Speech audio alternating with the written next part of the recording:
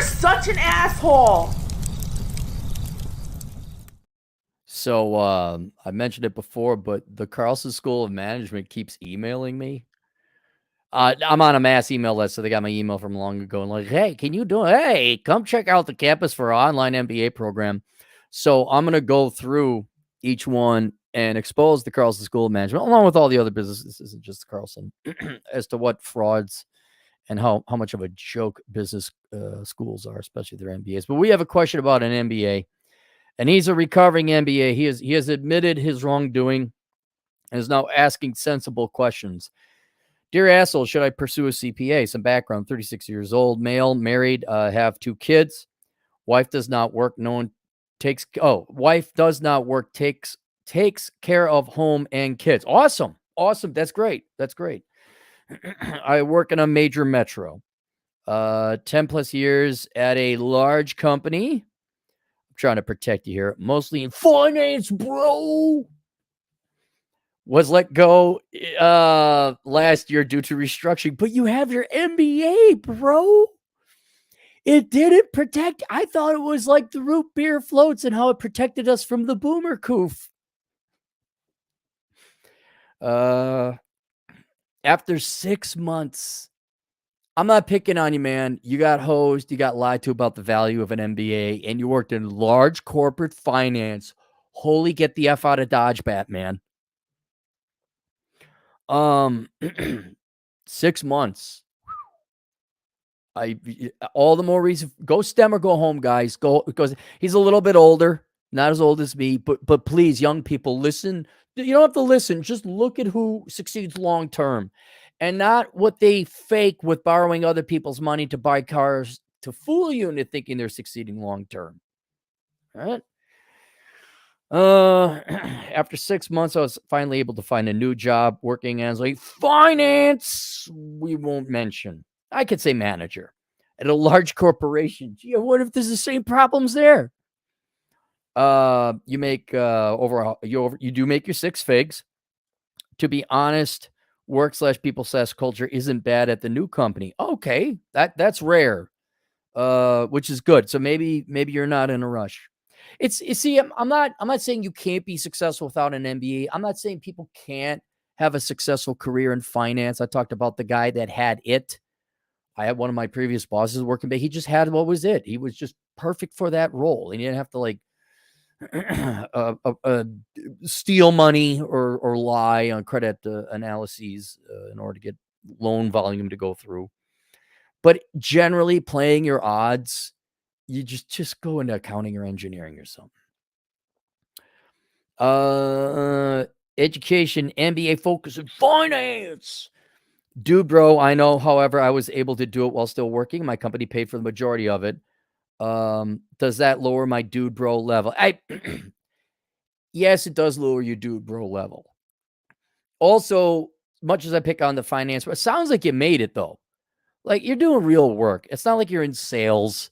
You're not like stealing money from the taxpayers in the banking industry. You're not managing a hedge fund that you don't know how to manage and you're losing your investors' money. You're not like that creepy looking ugly guy that everyone invested in the cryptocurrency exchange. You do a real job. And you know what? You're a real father taking care of your wife and your kids. So I don't think you're dude, bro. I mean, you also have to just be a douche, which most finance majors and MBAs are.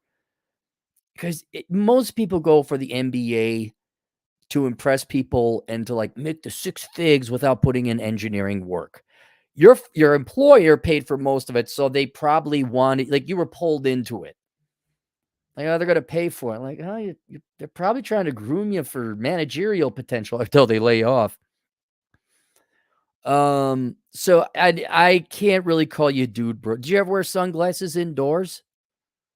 Then you're a dude, bro. You ever borrow money for a car you can't afford to impress the girls? And you're a dude, bro. But if you're a reliable man and you're got a nuclear family supporting your wife and kids, no, you're not. You're a real man. You're a real man.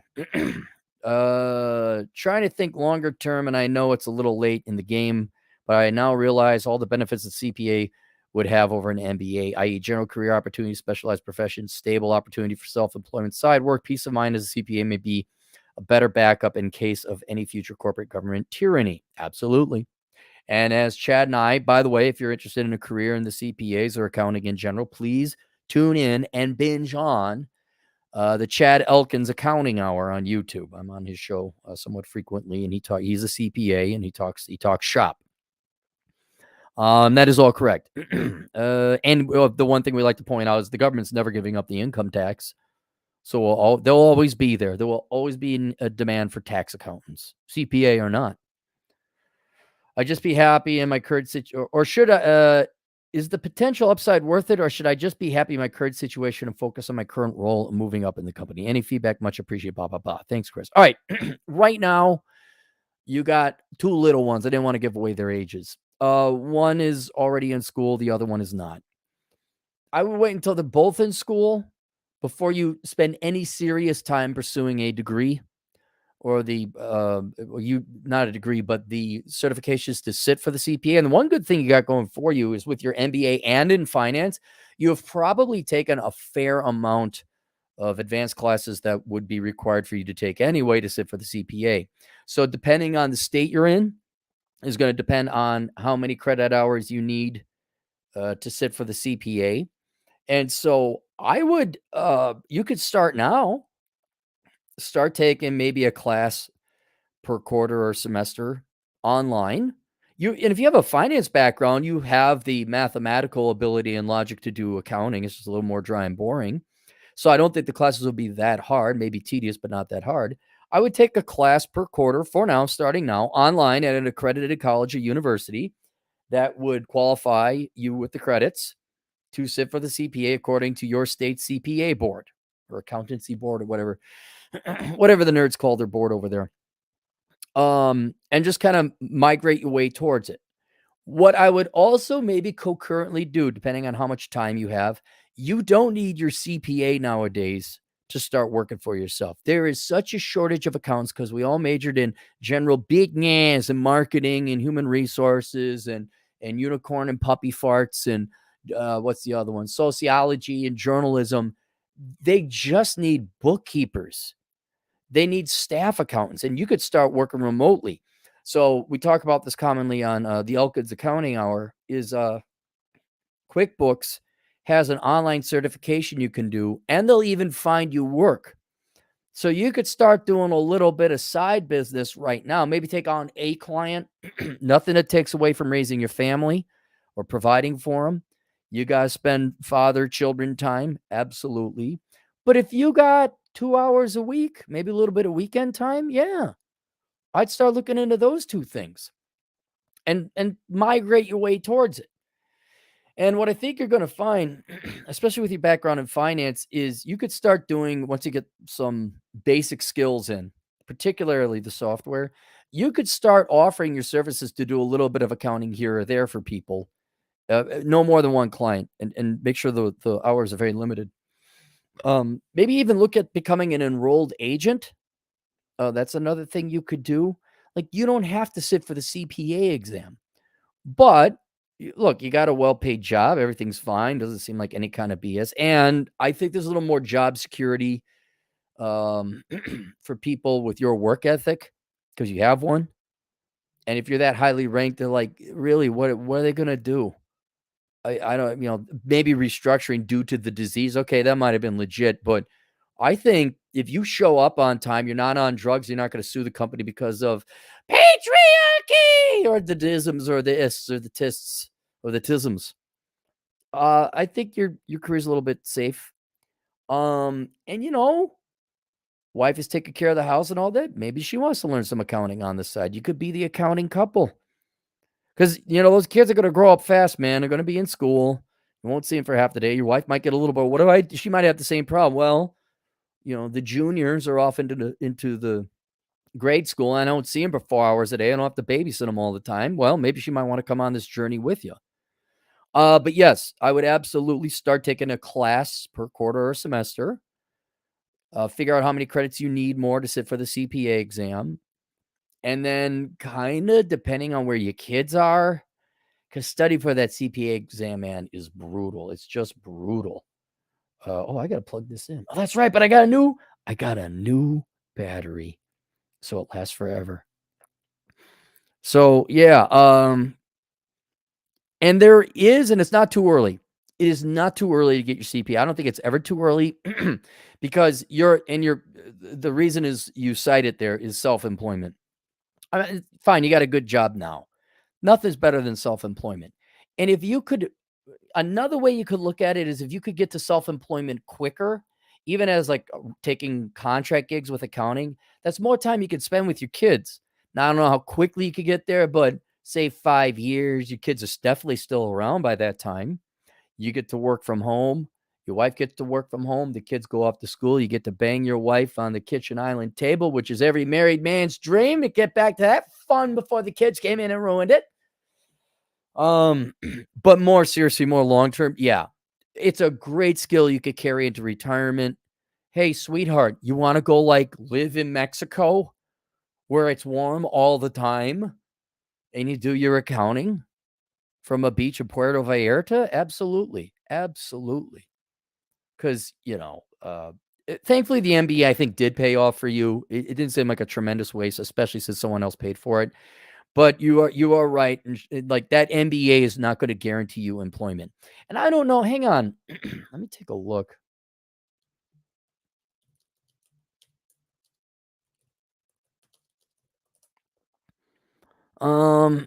Here we go. National Center for Education Statistics. I'm looking for MBAs conferred. See if it's at all slowing. Oh my God, what font did you guys choose to use? Master's degrees. Business. Oh wow, they stopped tracking it in 2012. um, why did they? Why do they stop? Why do you government people stop with the good data? Let's take a look. 2022. Here we go. Bachelor's, master's, female, male. It's total. I don't need total. I need MBAs. Out of curiosity, how many degrees conferred? Bachelor's degrees. Total.